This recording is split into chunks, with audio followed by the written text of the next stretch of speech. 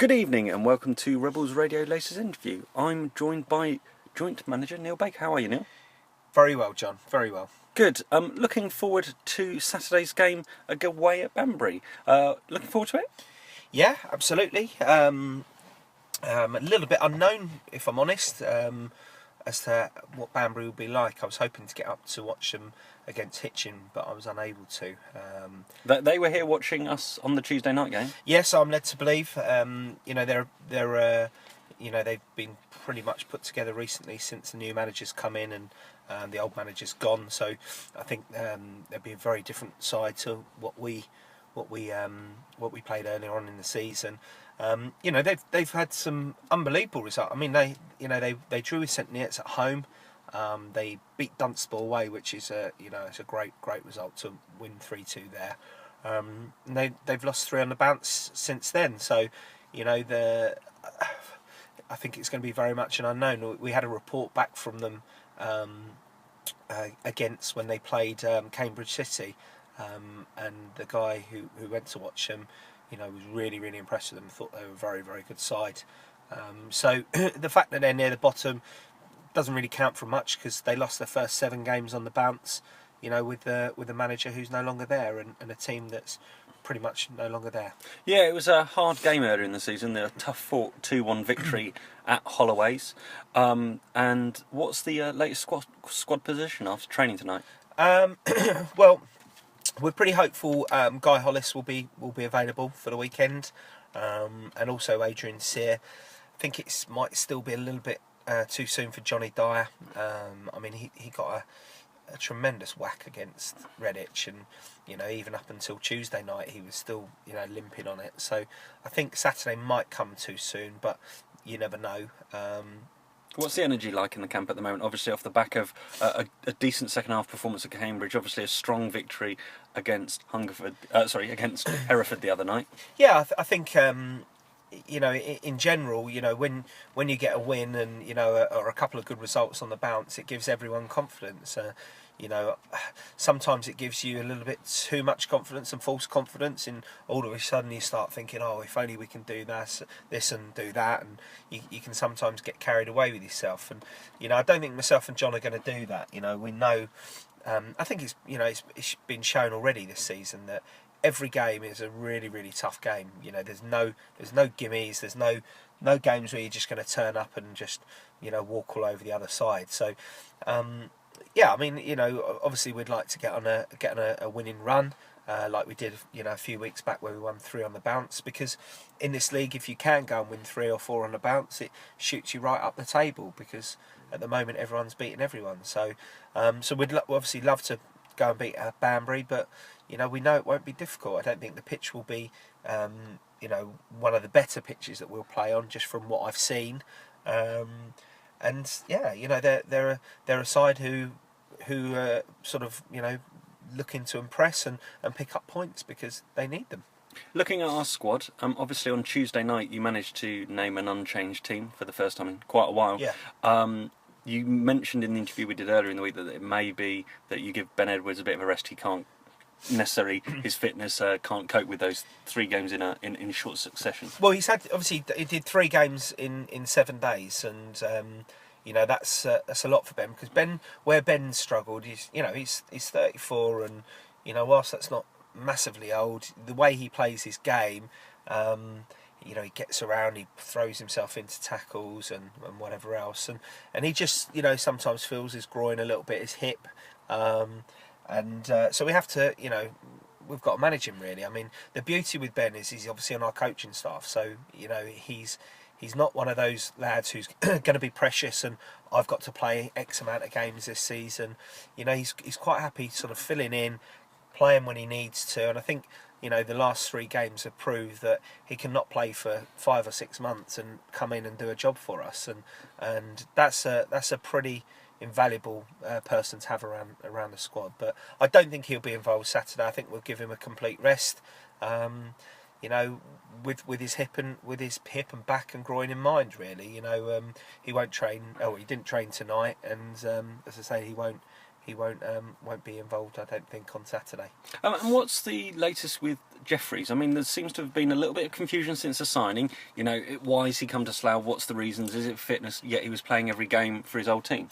Yeah, it's Billy signed for us. He's a permanent signing. He won't be going back to Hampton and Richmond. Obviously, they've got a new management team come in, and we'd heard on the grapevine that that a few of the Hampton, the real hardcore Hampton boys that have been around for a few years, that he was looking to offload. I think from his point of view, it was probably an easy conversation for him to say that obviously Slough were interested, which we were, and from his club point of view to maybe say, well, go out on a dual signing, which in theory he is, because he is still signed on with us, but and signed on with them. But Billy spoke to Dowson at the weekend, and told him that as far as he's concerned, his future's with us at Slough. Okay, and another player who's in the team at the moment, obviously coming in and doing a job when Summers is injured, is Alex. What are your thoughts around him? Yeah, really pleased, to be honest. He's coming. He's only a young lad. He's only 18. He's an absolute giant. It's very difficult with keepers, but I feel he's come in. He's looked solid. He's made some very good saves. I've sort of spoken to him after the game. Feel that he needs to be working on his kicking a bit. And possibly his communication. However, as I said, that's he is young, and he is playing with people he doesn't properly know yet. So he had hoped that he'll develop with that. But no, we're really pleased. We've got him for 28 days. Summers isn't quite fit. His ankle's still sore. If we were pushing him, he might have been available for this weekend. But in reality, we don't have to push him now. Unfortunately, we had to play him when he was a little bit sore at Redditch, against Redditch, and he probably made it slightly worse. So yeah, we're really pleased with Alex. Really pleased that he's come in, and he's given the lads in front of him a bit of confidence, and I feel that he's we're not panicking, we're not worrying. When the ball's getting in and around the goal. So that's a positive from my point of view. With regards to the rest of the squad news, compared to Tuesday night, is there any other players available, unavailable, or are you going to ship any out for another game time? Or not 100% sure. I mean, as I said, Adrian Sear should be available. I mean, what that will mean is, if Adrian Sear and Guy are available for Saturday, which we think they will be, then that means that by taking Ben out of the squad, that gives us 16, because we had Tom Moran, Adam Cornell, George Shaw, and Jake Parsons on the bench. By bringing in 2 and taking Ben out, that gives you 16.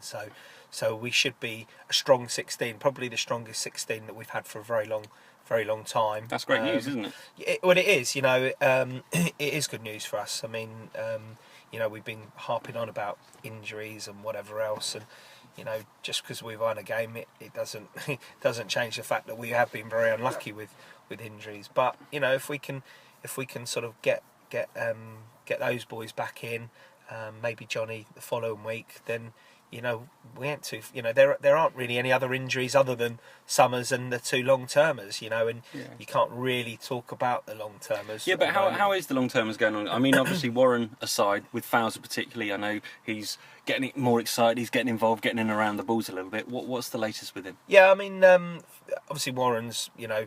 He's 4.5 weeks since he's had his op. He's up and about walking. He's due to be going back to work next week. Which is good from his point of view.